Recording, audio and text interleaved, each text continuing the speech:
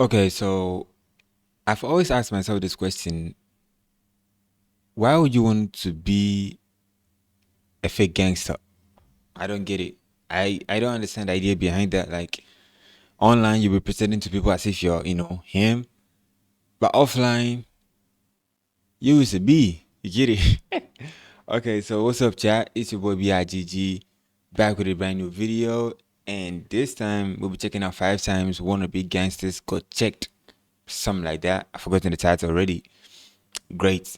So yeah, don't forget to subscribe, leave a like on the video. Credits to the creator of the video. I'll leave the link to the channel down below. You go check him out. Amazing channel.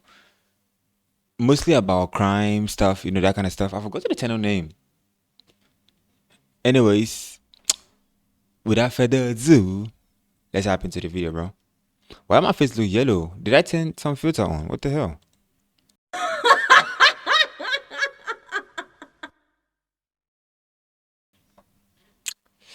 I don't know what is going on. I didn't turn any filter on, so why the hell is my face yellow? Anyways. October 10th, 2010, Martin Cota Monroy made the grave mistake of stealing from an unforgiving Mexican cartel. Well, that pissed off the cartel, and what they did to him changed the course of his life. Forever. These are the times wannabe gangsters messed with the wrong cartels. Oh, okay. I mean, it's literally the same title, right? In 1978, Palma got busted for drug trafficking in Arizona and ended up having to serve 8 years in a U.S. prison. But the real nightmare started after his release.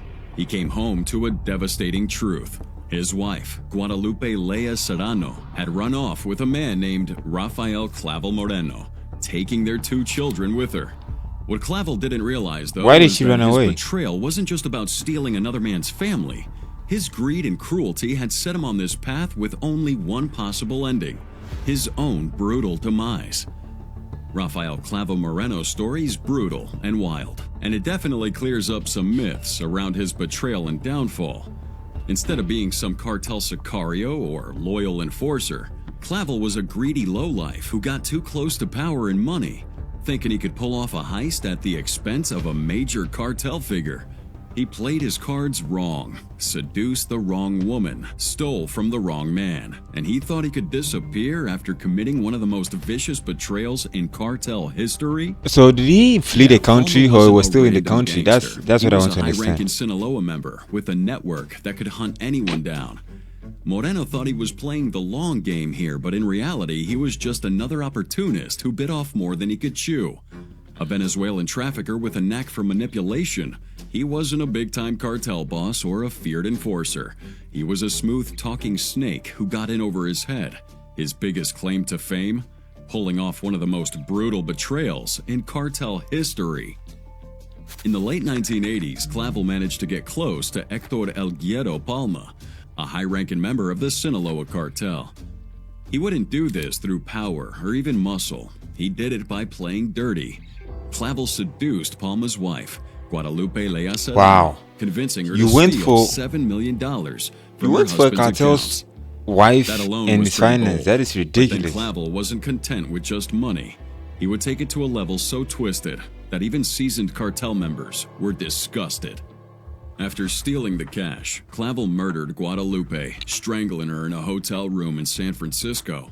Now, later myths would say that she What? was beheaded and her body actually dumped at a campground. Clavel then kidnapped Palma's 2 young children, Jesus and Natalie, and takes them to Venezuela and throws them off a bridge, their bodies landing in a shanty down below. What? It's a crime so vicious it would spread fear amongst cartel circles. Clavel wasn't acting like a disciplined trafficker, but more like a reckless madman, desperate to prove himself. Now, what Clavel failed to realize was that in this cartel world, actions like this don't go unpunished. No, this is ridiculous. Palma, devastated and enraged, goes on this relentless rampage for revenge with the aid of his allies in the Sinaloa cartel. He initially believed that his old boss, Miguel Angel Felix Gallardo, was behind the killings.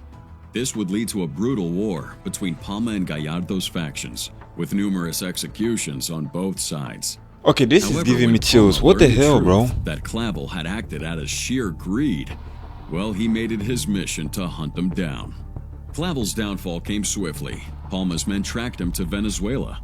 where they systematically eliminated anybody associated with them.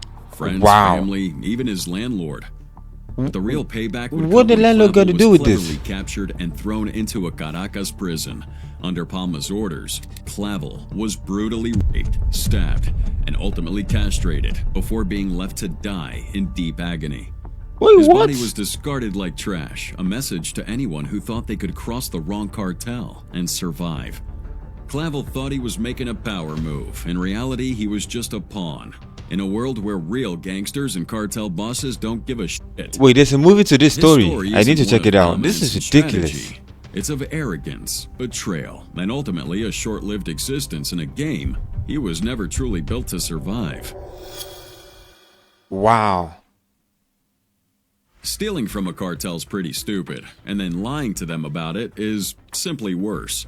But that's the case of Martin Alejandro Cota Monroy, while dealing with one of Mexico's most dangerous cartels in a bid to be smart.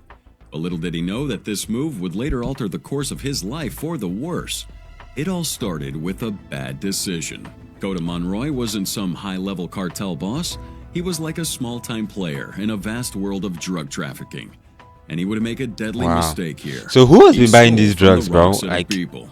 Reports said that he took what are a you guys massive getting from drug this shipment, thing? about 400 pounds Oh my of gosh. marijuana and some meth from a I don't cartel understand. linked to the trafficking group known as PEI Estatales, which had ties to the powerful Sinaloa cartel. But here's where it gets interesting, because instead of taking responsibility for the theft, he lied to his bosses AK. and claimed that the Border Patrol had seized the drugs. If there's one thing you should never do, it's lie to a cartel. I'm sure Really the border don't even either knows way, about the just drugs make already. It less brutal. These organizations run on fear, loyalty, and some crazy enforcement. Cota Monroy thought he could outsmart them all. Maybe he believed since he was in the US he was kind of safe, but he was wrong. Realizing the cartel would eventually learn the truth, Cota Monroy fled to Chandler, Arizona, hoping that being on US soil would shield him from some form of retaliation. Now, for a while, it seemed like he'd gotten away with it. He was laying low, trying to blend in, pretending that this nightmare he'd created for himself wouldn't catch up. But the cartel isn't known for forgiving or forgetting, and not long after his escape, sicarios would track him down. Now, these guys had a mission to send a message. Now, they wouldn't want him just dead. They had to make an example out of him. So on October 10th, 2010, Cota Monroy was at this apartment complex in Chandler, Arizona, when these sicarios moved in. Disguised as friends, people he knew and possibly even trusted, this guy had no idea it was going to be his last night alive. Wow. What happens next is something out of your best cartel execution video. They beat him. A sight so bad that even cops used to seeing the worst of humanity were just left in shock. You see, beheadings aren't just about revenge. These guys are making a statement. Cartels kill, yeah, but they send messages through them. Oh A my gunshot gosh, would have been bro. way too quiet. A stabbing too subtle. But a beheading, now people are paying attention. The killing immediately sent shockwaves throughout law enforcement. Police and federales scrambled to understand what the hell happened. Was cartel violence creeping across the border? Was this the start of a new wave of executions on U.S. soil? As investigations unfolded, it became clear that this wasn't just a random killing. It was a full-fledged cartel hit. Authorities arrested several suspects, all of them linked to drug trafficking. One of them, Cristantos Moroyoki Yosupicio, was later sentenced to 14 years in prison for his role in this brutal murder. But despite Wow. the arrest, the killings left cops rattled. If cartels could track, capture, and decapitate anybody they want in the U.S., well, what the hell does that mean for the future? Are there gonna be Yeah, more how cartel-style like how did they executions? even come to? Well, the That is feds and other ridiculous, bro. agencies took notice. The fact that they were Now able they're to come into the increasing their US and focus get on him, cartel activity in the southwestern U.S. crazy. Cota Monroy's murder became a stark reminder of just how far-reaching the cartel's power and brutality could be. He had thought he was safe. He thought he could cheat the cartel and disappear into the U.S. Who started all these Cartels don't cartel let things, that bro? crap Like, slide. They always collect their debts. what was the idea behind it? I don't get it. Oh man, in August 2023, authorities made a chilling discovery. 13 bodies stuffed in freezers aboard trucks in a notoriously violent Mexican state. Wait, what? Alongside him's a message claiming responsibility from 4 letters, the CJNG. Oh, this That's gang a sight again, that bro. can traumatize a man for life. So what exactly led to this gruesome scene? Well, for context, Poza Rica is a city known for its oil wealth, and now it's become one of the most dangerous battlegrounds. The streets are soaked in blood, with gangs fighting to keep control, as the Bro. CJNG, or Jalisco New Generation Cartel, pushes forward with their signature brutality. This ain't just a turf war, people. We have a clash between an internationally feared cartel and local criminal networks who just refuse to go down without a fight. The fact that But they as have the military bodies are cars piling and up, stuff, it's like clear almost that like the there's CJNG has the someone upper hand, in leaving government Poza Rica in a state of terror. or a rich power funding Navicio behind them or Elemencho something. Oseguera, It makes no leader sense, of the bro. CJNG, has a reputation for taking over territories with sheer force. He doesn't like to negotiate, he just eliminates. Poza Rica, located in Veracruz, was never going to be an exception. But unlike other regions where CJNG has swiftly taken control, this city kind of put up a fight. You see, here you have local gangs with many roots to the once mighty Los Zetas, and they'd been operating here for years. These guys know the streets, had their own networks, and had become deeply embedded in the city structure. They weren't willing to hand it over without a war. And at the center of this battle would be a faction called Los Tercios, made up of former Zetas, defectors from CJNG, and remnants from Grupo Sombra. Now, they weren't the biggest force in Mexico, but they knew Poza Rica inside and out, using it to their advantage. They'd had support from corrupt officers, local politicians, and other criminal cells. Corrupt officers, bro. But even That with is all their ridiculous. knowledge and connections, now they're up against a machine far bigger than themselves. Enter the CJNG, a highly organized and Like, well-funded bro, how do they cartel. get And they're not all about these to let weapons? this resistance slow All them this, down. look, They how moved does a into gang Poza have Rica access with their to usual stuff like this? tactics, public executions, ambushes, And you see, the worst part targeted about police this is, like, assassinations. the They quickly bosses turned the city themselves, into you a don't war see them on the zone. battlefield. Mutilated That's bodies one crazy scattered part about everywhere it. as warnings to those who You don't dare see them to there, oppose they them. just have their guards Police are or caught whatever in they the call middle of them this, over there, some trying to members. keep order while They're others the just ones quietly doing the stayed damage, inside, and they are maybe just joined sitting the comfortably in their cartels, houses. This is either out of ridiculous, fear or bro. greed. Those who refuse to cooperate with the CJNG will often end up in We are all another learning not gruesome to mess with statistic. cartels, bro. Now, one of the key players I don't in even this know why I would battle would even be El Coco, interact with the a feared cartel. CJNG War enforcer. for. Rumors said that he had defected to Los Tercios, but that turned out to be false. El Coco had deep roots in the criminal world, once operating under a Zetas commander, Ciro El Puccini Gonzalez Perez. And after El Puccini was taken out, El Coco aligned himself with the CJNG, making him one of their most trusted men in Poza Rica. His role in this conflict was brutal, coordinating assassinations, leading attacks, and making sure the CJNG's grip on the city tightened with each passing day. Los Tercios and other local gangs What is the weren't gonna government go doing? down without a fight, though. Oh They my go ahead and gosh, launch bro. attacks on CJNG convoys, carry out their own ambushes, and even went after police officers who they believed was working with their enemies.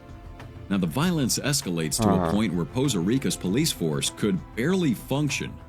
Cops resigned en masse, either too afraid to continue or because they'd been bought off. Entire neighborhoods became no-go zones, with poor civilians caught in the middle of a war they had no part in. The brutality on both sides was relentless. Mass executions were like common. In one particularly gruesome event, several bodies are left in a pile with a CJNG banner, a clear message that resistance was futile. Los Tercios struck back by targeting a police convoy they believed was assisting the CJNG, killing many cops in a coordinated ambush. The response, though, was immediate. that's a El WSP9. Coco and his men launched a series Oh of my gosh, I'm here looking at retaliatory weapons, bro. executing anyone suspected Bro, of this video is siding with shocking me. Los I don't even know what to Tercios. say, bro. But Like, no matter how much the local gangs fought, CJNG is just too strong. This cartel has more guys, more money, and more firepower. The local resistance was determined, but they were being worn down. The real breaking point would come in August 2023. After years of bloodshed, the violence reaches a new peak when CJNG launches a devastating series of attacks that wipe out several key members of Los Tercios. They go after the cops, business owners suspected of financing the rivals, and even local politicians. Poza Rica becomes a city under siege, with the government struggling to contain the chaos. So the Mexican government couldn't ignore this any longer. In response to the escalating violence, they launched a massive crackdown in August 2023, leading to the arrest of several cartel members from both sides. Dozens of ops were taken down, including some high-ranking figures within Los Tercios. But while the arrests made headlines, it wouldn't really change the reality on the ground. You see, the damage was done. The CJ&G had effectively asserted their dominance, proving that no matter how much the resistance had, they'd always be one step ahead. Now, for the poor people of Poza Rica, there's no victory anywhere, just survival. Businesses shut down, families fled, and those who remained, well, live in constant fear. Like, what do you want to use the city for? Like, permanent scar on this city, and even with some guys behind is it for the bars, oil? the CJ&G's power remains unchallenged. These guys had made their point. This was their territory now. But even now, the fight isn't completely over. There are still remnants of Los Tercios, whispers of the resistance. But the actual reality is pretty clear. CJ&G had won that battle. Like, they even have better cars or military equipment than the police or military themselves in the country. That is ridiculous. How? Texas man, they say, bragged about stealing thousands of dollars from a Mexican cartel, and then now this is stupid. Just 2 hours later. It all started. Why would you with brag a about boast. stealing money? Are you understanding Reckless claim spiritual made over case the or phone something? that would cost Eric Tadeo Ramirez everything. Let's go to March 24th. Wait, he bragged over a phone and he was Laredo, Texas. Ramirez is Wow. talking with this woman on the phone, a convo that seemed casual but soon would turn dangerous. He makes a bold declaration. He'd stolen $50,000 from Cartel del Noreste, or CDN, which happened to be one of the most violent remnants of the once dominant Los Zetas cartel. But that wasn't the worst part. He laughed it off, saying that now he's in the US and had nothing to worry about. That was his first mistake. For some reason, Ramirez felt safe in Laredo, a border city, but it's still the US. He might have assumed that the CDN's reach wouldn't have extended beyond Nuevo Laredo, a stronghold just across the Rio Grande in Mexico. And maybe he believed that American law enforcement would protect him if anything went wrong. But for some reason, he forgot cartels don't play by the same rules as everyone else. A bunch of masked guys with their guns arrived at his residence in a blue pickup truck. They wouldn't knock. They forced their way in, grabbed him, and dragged him out of his home. His screams were futile, and no one could stop what was happening. This guy was shoved into a truck and taken straight to the Juarez-Lincoln International Bridge, the gateway between Laredo, Texas and Nuevo Laredo, Mexico. And what happened next is wait, he caught was on so close to surveillance Mexico. cameras. That is And guys, what? it's nothing short of horrifying. At least move The deep in cartel's or truck something. Why are reaches you the bridge. bothering them? Are Ramirez you makes a dumb? last-ditch effort to escape. The footage shows this bloodied man, Ramirez, managing to push the door open while the truck was still moving. He tumbles out, hits the pavement pretty hard. And for a brief moment, he must have felt like he had a chance. But his captors weren't about to let him go. The video captures the chilling moment when one of the kidnappers jumps out, rushes toward him, and drags him back into the truck. The door slams shut, and just like that, Ramirez disappears into Mexico. That's the last time he was seen alive. Once in Nuevo Laredo, Ramirez is now in cartel territory. Wow. This guy ain't nothing more than a dead man walking. No one steals from Cartel del Noreste and gets away with it. Especially not somebody like him, some small-time player who thought he could cheat one of the most ruthless organizations in Mexico, please. Details of what happened to Damn, him how do remain Mexicans unclear, survive, but bro? given Like, the cartel's this is history, ridiculous. It's not hard to imagine his fate. Yeah, CDN I don't is think I'm ever infamous for its visiting Mexico, brutal bro. executions, bangs, Oh my dismemberments, gosh, and I don't other think I can unspeakable never acts visit meant to Mexico. send any kind of message they want. You see, when these people kill, it's a message for you, not to f with them. Back in the US, Ramirez's girlfriend and sister knew something was terribly wrong. So they reported the kidnapping to authorities, and soon the FBI got involved. With cartel violence seeping into American cities, we didn't have a random abduction here. We had a major security concern. Investigators worked quickly, and it wouldn't take long before they arrested a suspect. Jonathan Gabriales, a man with known ties to the Cartel del Noreste. Under questioning, Gabriales admitted to his role in the abduction. He confirmed that Ramirez had stolen from the cartel, and that this was the consequence. But that arrest didn't change the hope of finding Ramirez alive. This wasn't the first time a cartel had reached into the US to exact revenge, and it definitely won't be the last. Cartels have operated on both sides of the border for decades, using American cities as hubs for drug distribution and money laundering. But cases like Ramirez's really highlight something even more terrifying.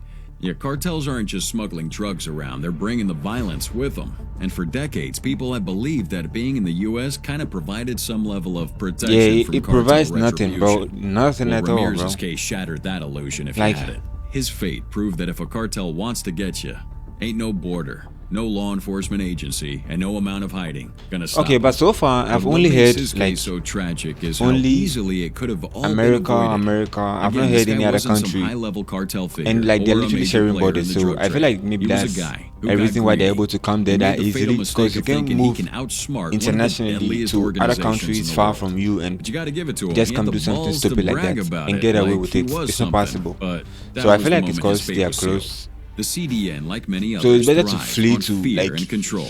The moment you take from them, you France become or something, an like, example. I don't You know, see, because a what they faraway do to country. you, they want to make sure I think that that's the best everybody option to do. understands it can happen to them or worse. And that's why Ramirez's story spread so quickly. Yeah, this is a long video, despite so I the don't want to pause. FBI's That's why involvement I'm and talking over arrest the of video, bro. Cardiales. Don't want you guys Many chewing me up. questions remain unanswered. Was Ramirez tortured before he was killed? Was his body ever recovered? Did others play a role in his abduction? Most likely, we'll never get these answers. But when someone gets into the cartel's clutches, the outcome is always almost the same. They vanish. You might find their bodies dumped in mass graves or dissolved in acid, so maybe just the bones, or just left hanging from bridges as a warning to others. Eric Tadeo How can you Ramirez guys thought be he killing could each shoot other the and not cartel feel any walk away? remorse, For some no reason, he thought sympathy? the Like, U.S. was going to protect yeah, him. the He first thought he one, could brag I about kind of get stealing it, from one of the most though violent it's still criminal not groups a in good thing. Mexico. Don't do that, bro. Without But like, consequences. he literally Police soon learned that when you mess with the wrong outside his cartel, there's kids no and his escape. wife. Not That is even a border ridiculous. is going to save you. That is stupid, ridiculous. But the second one is just money, bro. Like, let him pay back, Back in and the that's day, it. in the world of cyber warfare, It's not like I thought he was maybe Anonymous like was a force flexing to be on reckoned IG with. or something, A right? shadowy, Turns out he was decentralized group just of hackers that on took on call, governments, and I don't know how they corporations, and got anybody to they know. deemed corrupt. Maybe someone They thrived on snitched, chaos, the girl using snitched or digital something. warfare to So expose you get secrets, it. It's disrupt kind of like systems, and make makes no powerful sense on the enemies second one. sweat. But in 2011, they made a mistake that they even had to back away from. They threatened Los Zetas, one of the most violent drug cartels at the time. And if there's one thing you don't do, it's pick a fight with a cartel that don't play by the rules. For context, Anonymous wasn't a traditional organization here. They had no central leadership, no HQ, and no official members. Just a loose collective of skilled hackers who operated under a common ideology: expose corruption, defend internet freedom. One day, they'd be attacking a multinational corporation. The next, they're leaking classified government documents. It was awesome. They had no physical presence, only a digital footprint. And that's what made them so powerful. Los Zetas, on the other hand, were the complete opposite. They weren't shadowy, hiding behind a computer screen. They were mercenaries turned drug lords, a cartel built on discipline, military tactics, and sheer brutality. Now, they formed back in the 90s by former Mexican Special Forces soldiers. They took the ruthlessness of the Special drug trade Forces? to another level, with beheadings, mass executions, public assassinations, Well, you the name it. Special Forces Let's be say if the turning Sinaloa cartels. cartel That was is- known for what? making deals, Los Zetas were known for making examples. The Oh conflict between these two worlds started with #OpCartel, an anonymous-led operation that declared war on Los Zetas. Now, the reason? A fellow anonymous member had reportedly been kidnapped by the cartel in Veracruz during a protest. Anonymous issued an ultimatum. Release our guy or we'll expose every corrupt official, police officer, and businessman working with Los Zetas. Now, to Anonymous, this was just another operation. They leaked classified files before, taken down government websites, and even embarrassed corporations. This was business as usual for them. Except this ain't the FBI or some greedy corporation. This is Los Zetas, and they don't play by the same rules.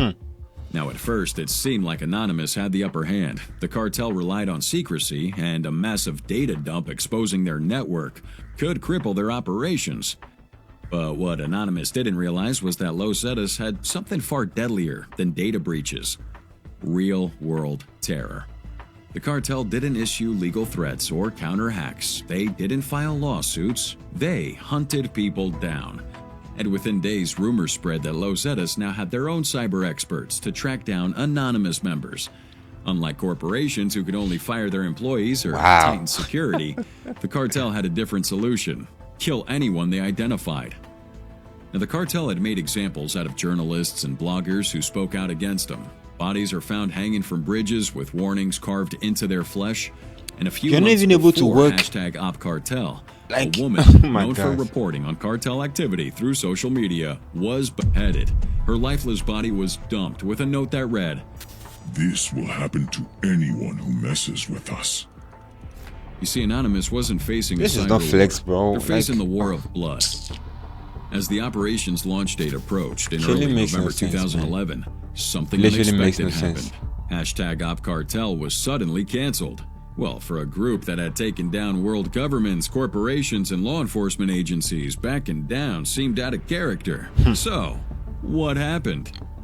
Well, it turns out some members of Anonymous claimed it was out of concern for innocent people who might be caught in the fallout. Smart move. But others suggested that it was something far more chilling, that the cartel had already tracked down key members and made direct threats. Think about it. Anonymous had always been untouchable because they operated online. The Los Zetas didn't need to hack anybody. They just needed names, addresses, and a few bullets. Reports surfaced that Anonymous members in Mexico had gone silent. Some deleted their accounts, others stopped communicating altogether. One anonymous hacker would even release a video, his voice shaking, urging the group to abandon the operation. So in the end, Anonymous never released any confirmed list of cartel-affiliated officials. Some reports claim that the kidnapped hacker had already been freed before the operation was abandoned, but details remain unclear. What's certain, though, is that Anonymous underestimated the real-world consequences of their threats. Governments and corporations might retaliate with their lawsuits and counter-hacks, but Los Zetas? Come on. That was a mistake. They have execution squads. And after this near-deadly mistake, Anonymous returned to its usual activism, taking on corrupt governments, maybe not Mexico's, corporations, and politicians. But you know what they never did again? Directly challenge a major cartel. And as for Los Zetas, well, their power declined over the years due to government crackdowns and infighting. And by the late 2010s, That's good news. they'd fractured into smaller factions, no longer the dominant force they once were. But their legacy of terror remained. The Anonymous v. Los Zetas incident stands as a chilling reminder. Hackers may be powerful in the digital world. They can leak your files, shut down websites, and expose all your secrets.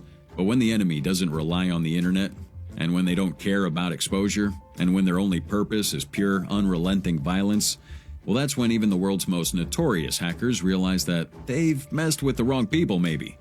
Anonymous learned that one the hard way. Could have been worse. And in this game of chicken, Anonymous backed off. Wow, that is ridiculous, you know? Like, bro. Oh my gosh. Well, that's the message for the day. Don't mess with cartels, bro. I pray for every Mexican citizen. I might never actually visit Mexico, but I people still go to Mexico though. But which part of Mexico do they go to? Is it like divided or something? Like, one thing I love is I love Mexico. Like, I love Mexicans. Of course, I play Call of Duty, so you'll be fighting them in Mi Amigo and stuff like that. So it's funny sometimes. So, but the first one, I'm not condoling that, but I feel like it's justified. But the second, third, and the rest, I feel like it's a bit too much. Especially with the money on. I feel like you can make him pay, maybe pay back or pay double. Maybe just giving some few beatings. I'm not condoling that, but like, this video is for educational purposes only. Let me clarify that too. But I feel like that is a good reason. You get it. What the hell is with these colors, man? Okay. And then you let him go. Like, let me know if I'm wrong in the comment section. But if I'm not wrong, subscribe, like the video, so YouTube recommends it to more people like yourself. And thanks for watching. The name was BIGG. Stay blessed, and I'll catch you on the next one. Peace. Don't mess with the cartels, bro. Stay safe.